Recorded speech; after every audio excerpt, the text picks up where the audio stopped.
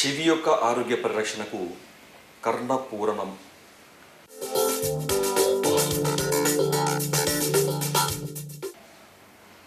ఏదో వ్యాధి వచ్చినప్పుడు హడావుడిగా డాక్టర్ దగ్గరికి పరిగెత్తి ఆందోళన చెందడం కంటే ఉన్న ఆరోగ్యాన్ని పరిరక్షించుకోవడమే మన ముఖ్య కర్తవ్యం. భగవంతుడు మనకు ప్రసాదించిన ప్రతి ఒక్క అంగాన్ని మనం పరిరక్షించుకోవడం, జాగ్రత్తగా ఉంచుకోవడం, వ్యాధి బారిన పడకుండా చూసుకోవడం మన అతి ముఖ్యమైన బాధ్యత. వీటన్నిటిలో ముఖ్యంగా పంచ జ్ఞానేంద్రియాలు. ఈ పంచ జ్ఞానేంద్రియాల్లో ఒకటి శ్రవణేంద్రియం, అంటే చెవి. ఈ చెవిని రక్షించుకోవడం కూడా మన ముఖ్య కర్తవ్యం. దాని కొరకు మన ఆయుర్వేద మహర్షులు కనిపెట్టిన ఒక అద్భుతమైన పద్ధతి కర్ణపూరణం. కర్ణపూరణం అంటే చెవిని తైలంతో నింపడం. కర్ణపూరణం, పూరణం అంటే నింపడం, కర్ణం అంటే చెవి. దీనివల్ల ఎలాంటి ఉపయోగాలు ఉంటాయి?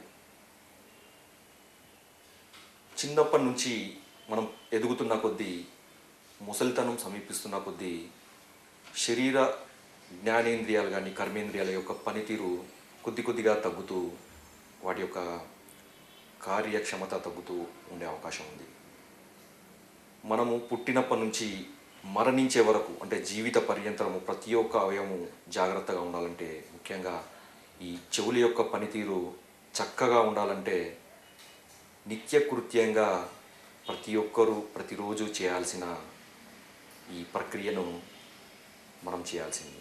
అంటే కర్ణపూరణము తప్పనిసరిగా చేస్తే మనం జీవించినంత కాలము భగవంతుడు ప్రసాదించిన ఈ శ్రవణేంద్రియము చక్కగా పనిచేస్తుంది. కర్ణపూరణం చేయడం వల్ల వినికిడి జ్ఞానాన్ని మెదడుకు చేరవేసే అకాస్టిక్ నర్వ్ యొక్క పనితీరు చాలా స్పష్టంగా చక్కగా ఉంటుంది. అది ఆరోగ్యంగా ఉంటుంది. దాని యొక్క పోషణ చాలా బాగా ఉంటుంది. ఎప్పుడైతే ఈ నాడి యొక్క పనితీరు బాగా ఉంటుందో శ్రవణ శక్తి చాలా అద్భుతంగా ఉంటుంది. అంటే చిన్నపాటి శబ్దాలను కూడా వినగలిగే శక్తి కలుగుతుంది. అంతేకాక కొన్నిసార్లు హోర్మనే ధ్వనులు, లేదా ఈ మ్యూజిక్ సిస్టమ్, లేదా ఈ ఇయర్ ఫోన్స్ వల్ల వచ్చే శబ్దాల వల్ల ఈ నాడి దెబ్బతినకుండా దాని యొక్క పనితీరు స్పష్టంగా ఉండే అవకాశం ఉంది. అంతేకాక చెవి లోపలి భాగంలో ఉండే ఆ వ్యవస్థ ఆరోగ్యవంతంగా ఉంటుంది. కాబట్టి ఈ దుమ్ము, ధూళి, వాతావరణ కాలుష్యం, వీటి వల్ల వచ్చే చెవిలో ఇన్ఫెక్షన్ కానీ అలర్జీలు కానీ ఇలాంటివి ఒకవేళ కలిగినా కానీ వాటి నుంచి తొందరగా బయటపడే అవకాశం ఉంది. ముఖ్యంగా చెవిలో కొన్ని రకాల అలర్జీల వల్ల స్రావాలు వస్తుంటాయి. ఈ కర్ణపూరణం చేయడం వల్ల చెవి అలర్జీకి గురి కాకుండా దాని నుంచి ఎలాంటి ఇన్ఫెక్షన్కి దారి తీయకుండా ఉంటుంది. దాని యొక్క పనితీరు ఆరోగ్యవంతంగా ఉంటుంది.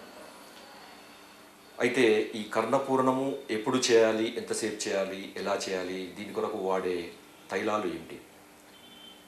ఉదయం లేచిన తర్వాత నిత్య ప్రధానమైన కాలకృత్యాలు తీర్చుకున్న తర్వాత ఒక అర స్పూన్ నుంచి పావు స్పూన్ నువ్వుల నూనెను తలని ఒక పక్కకి పూర్తిగా వంచి చెవులో కొద్దిగా గోరు వెచ్చగా చేసిన తైలాన్ని పోసి ఒక 15 నిమిషాల పాటు తలను తిరిగి వంచకుండా అలాగే ఒకే స్థితిలో ఉంచి, దాని తర్వాత తలను ఇంకొక పక్కకు వంచి ఆ తైలమంతా బయటికి పోయే వరకు వేచి ఆ చెవిని మంచి దూదితో కానీ లేదా శుభ్రమైన వస్త్రంతో కానీ శుభ్రపరచాలి.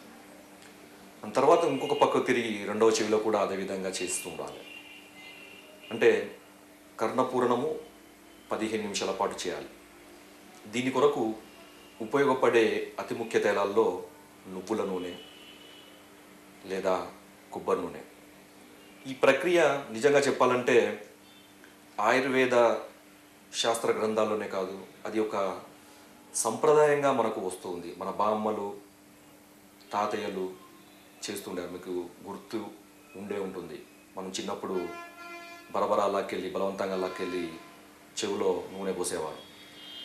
కానీ దురదృష్టవశాత్తు ఇలాంటి ప్రక్రియలకు మనము దూరమయ్యి ఇప్పుడు వస్తున్న ఆధునిక ధోరణిలో పడి, ఆధునిక ఫ్యాషన్ వ్యామోహంలో పడి ఇవి పాతకాలపు పద్ధతులుగా భావించి వాటిని వదిలివేయడం జరిగింది. కర్ణపూరణం చేయడం వల్ల ఇంకొక అతి ముఖ్యమైన ఉపయోగము ఈ తల తిరుగుడు అనే ఒక సమస్య చాలామందిని వేధిస్తూ ఉంటుంది. దీనికి కారణము మన చెవి అంతర్భాగంలో ఉండే వెస్టిబులో కోక్లియర్ వ్యవస్థ దెబ్బతినడం లేదా సరిగా పని చేయకపోవడం అనేది ముఖ్య కారణం. కర్ణపూర్ణం చేయడం వల్ల ఈ వెస్టిబులో కోక్లియర్ సిస్టమ్కి కూడా మంచి బలము, పోషణ, రక్షణ కలిగి ఈ తల తిరుగుడు లేదా భ్రమ, వర్టిగో అనే సమస్యల నుంచి మనము విముక్తి పొందవచ్చు, అలాగే రాకుండా కాపాడుకోవచ్చు. కర్ణపూర్ణము చేయాలంటే మనకి ఆయా పరిస్థితిని బట్టి, అంటే వేడి వాతావరణంలో ఉన్నప్పుడు మామూలు అంటే రూమ్ టెంపరేచర్లో ఉన్న తైలాలను వాడడము, అదే వాతావరణం కొంచెం చల్లగా ఉన్నప్పుడు రూమ్ టెంపరేచర్కు సరిపడే విధంగా దాన్ని కొంచెం వెచ్చగా చేసి ఆ చెవులో వేయడము చేస్తూ ఉండాలి. ఈ విధంగా మన ఆయుర్వేద మహర్షులు ఒక్కొక్క జ్ఞానేంద్రియానికి సంబంధించిన రక్షణ కొరకు రకరకాల ప్రక్రియలను కనిపెట్టారు. కాబట్టి వాటిని ఆచరించి భగవంతుడు ప్రసాదించిన ఈ అతి ముఖ్యమైన అవయాలను మనం కాపాడుకోవడం మన ధర్మం.